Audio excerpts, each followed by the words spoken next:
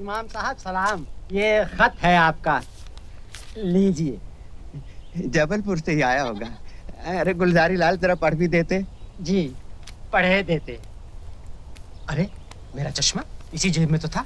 इधर है। वो जो आप ढूंढ रहे हैं वो हमारे पास है, ये लीजिए। आ गई बक्कन। वो हुआ ऐसा कि हम उधर से आ रहे थे और आप इधर से जा रहे थे। इधर आप साइकिल पर थे और हम उधर पैदल। आप तो साइकिल पर निकल गए और वहीं के वहीं हमको ये चश्मा मिला और वहीं के वहीं हमने सोचा ये कि ये चश्मा आपका है। देखने वाली बात ये कि ये चश्मा तो आप ही का निकला, यूं कि। अच्छा, अब जरा मुंह को आराम दे तो मैं ये खत सुन लूं। तेरी मिसाल बाद में सुनेंगे। हाँ, मैंने कब मना किया। हाँ गुलजारी लाल। जनाब भाई साहब सलाम वालेकुम। वालेकुम सलाम। बात सलाम, आपको खबर मिले कि यहाँ सब खैरियत है और सब आपकी खैरियत अल्लाह ताला से नेक चाहते हैं। दीगर अहवाल ये है कि अहमद मियाँ की नौकरी पक्की करा दी गई, तनख्वाह 200 रुपए हो गई, रहने खाने पीने के लिए तो गरीब खाना मौजूद है। अच्छा है, मामू की निगरानी में रहेगा। हाँ अच्छा है, हम भी यही चाहते हैं। इस मामले में देर करना मुनासिब नहीं होगा, इसलिए थोड़े को बहुत और खत को तार समझें। अहमद मियाँ को जल्द और जल्द रवाना कर दें। बाकी खैरियत है, घर में सब सलाम कहते हैं। फकत आपका मुकैतुल्लाह जी। आने दो अहमद को, अब नहीं सुनूंगा उसकी। ये तो आपने ठीक बात की, लेकिन आने क्या दे, वो तो आया हुआ है। देखो अब्बा, मैं जाने वाला नहीं हूँ। यूं कि ये तो वही मिसाल हो गई कि। अरे भाई अजीब बेवकूफ है ये लड़का। ए मियाँ, मैं तो अब कब्र में पांव लटकाए बैठा हूँ, तुम्हारे सामने सारी जिंदगी। कब तक मेरे दामन से बंधे बैठे रहोगे?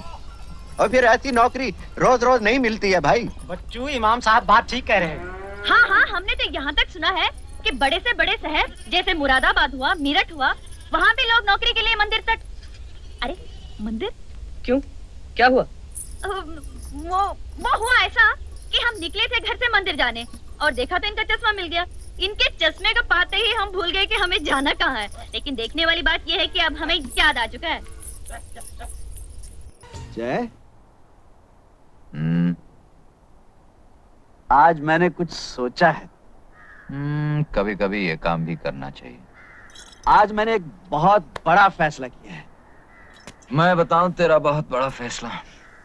तू बसंती से शादी करना चाहता है? अरे वाह वाह वाह, तू मेरा सच्चा यार है। एक यार ही यार के दिल की बात जान सकता है। और वो यार ये भी जानता है कि इस साल में शादी का ये तेरा 8वां फैसला है। ये फाइनल है यार? फाइनल। सुबह से दारू पी रहा ना? यार पार्टनर, मेरा एक काम कर दे यार। वो बसंती है ना, उसकी मौसी के पास जाकर मेरे रिश्ते की बात कुछ इस ढंग से कर कि मौसी शगुन लेके आ जाए। मैं क्यों करूं? अरे लड़के वाले ही तो जाते हैं लड़की वालों के घर। जय, और फिर इस दुनिया में तेरे सिवा मेरा है कौन? देख, शादी तूने करनी, तू जाके बात कर। जरा सोच, शादी के बाद एक घर होगा। घर तो तेरा होगा। एक बीवी होगी। तेरी होगी। 7-8 बच्चे होंगे। तेरे होंगे। पर चाचा चाचा तो तुम्हें बोलेंगे ना। प्यार से तुम्हारी गोद में खेलेंगे, तुम्हारे कंधों पे झूला झूलेंगे और तोतली जुबान में बोलेंगे, ताता ताता हमको कहानियां सुनाओ। यानी शादी के बाद तेरे घर में मुझे आया की नौकरी मिलने वाली? समझा?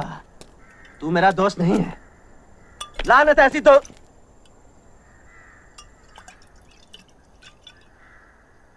इसीलिए अकड़ रहा है ना कि मेरा ये काम तेरे बगैर दूसरा कोई नहीं कर सकता। आज मेरी माँ होती तो मेरी कब की शादी हो चुकी होती, मेरे छोटे छोटे बाल बच्चे होते। आज मेरा बाप होता तो बैंड बाजे के साथ मेरी शादी करके लाता। मेरे भाई बहन होते, वो मौसी के पैर छूकर भी बसंती की शादी मुझसे करवा देते। लेकिन ये मत भूल जाए, जिसका कोई नहीं होता उसका भगवान होता है। भगवान? तू वो दोस्त नहीं रहा। तू नहीं चाहता मैं बुरे धंधे छोड़कर घर गृहस्थी बसा सकूं। मैंने तुझे क्या समझा था जय, लेकिन तू क्या निकला? साला नौटंकी, खड़ी खड़ी ड्रामा करता है। चल बस बस, बहुत हो गया है। मैं मौसी जाके बात कर लूंगा। सच? अरे बेटा, बस इतना समझ लो कि घर में जवान बेटी सीने पर पत्थर की सिल की तरह होती है। बसंती का ब्याह हो जाए तो चैन की सांस लूं। हाँ सच कहा मौसी आपने, बड़ा बोझ है आप पर। लेकिन बेटा इस बोझ को कोई कुएं में तो फेंक नहीं देता। बुरा नहीं मानना, इतना तो पूछना ही पड़ता है कि लड़के का खानदान क्या है, उसके लक्षण कैसे हैं, कमाता कितना है। कमाने का तो यह है मौसी कि एक बार बीवी बच्चों की जिम्मेदारी सर पे आ गई तो कमाने भी लगेगा। तो क्या अभी कुछ भी नहीं कमाता?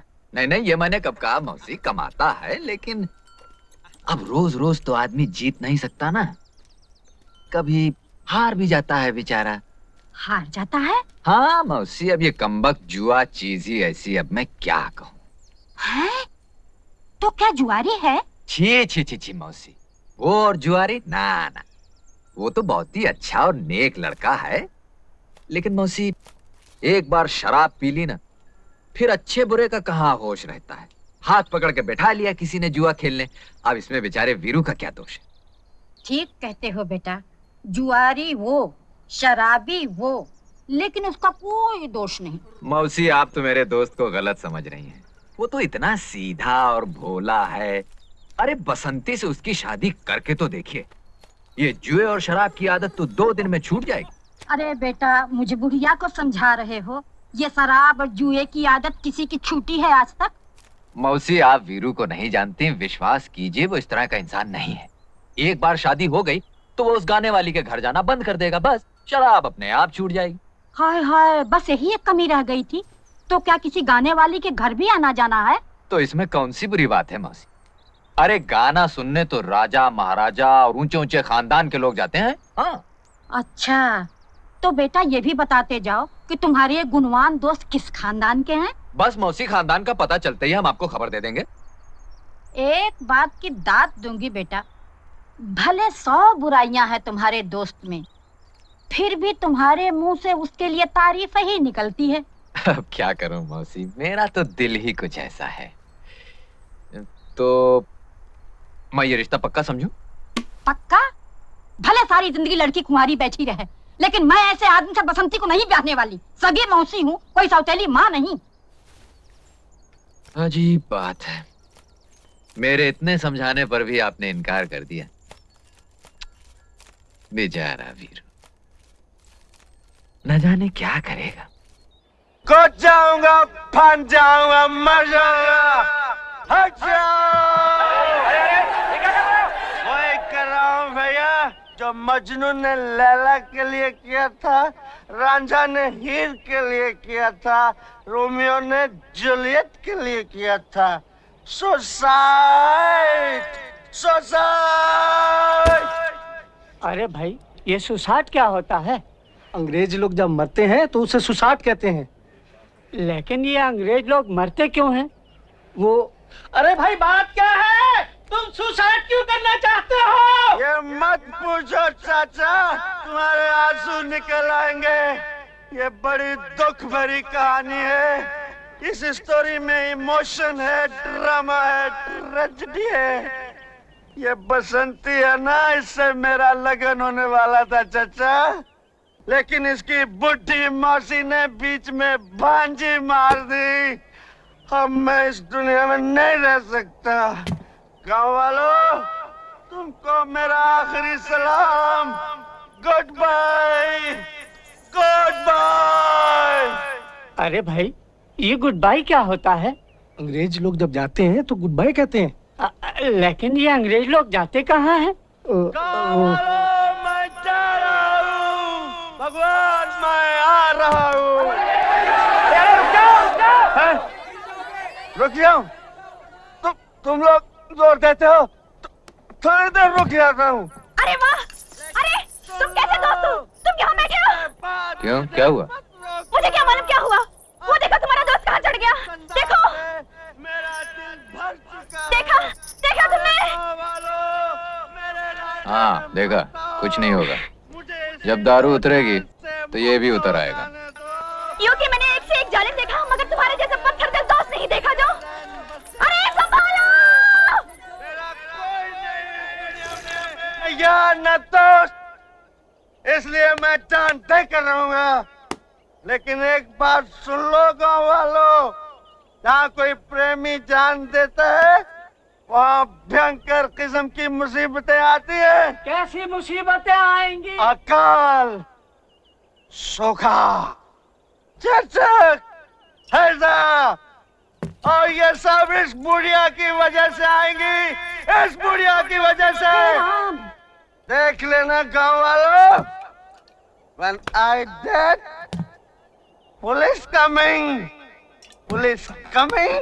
बुढ़िया going jail, in jail, बुढ़िया चक्की pissing and pissing and pissing and pissing and pissing। अरे मौसी हाँ कर दो, नहीं तो ये जान दे देगा।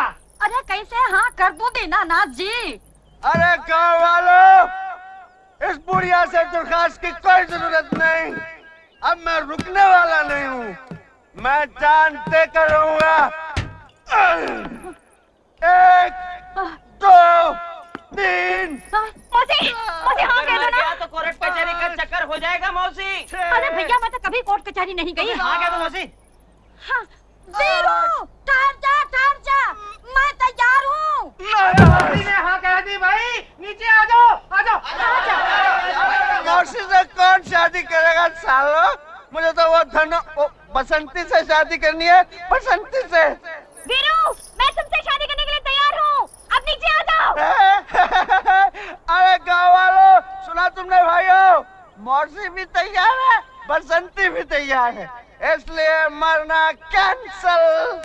मैं नीचे उतरता हूँ मौसी जी, मैं नीचे उतरूंगा।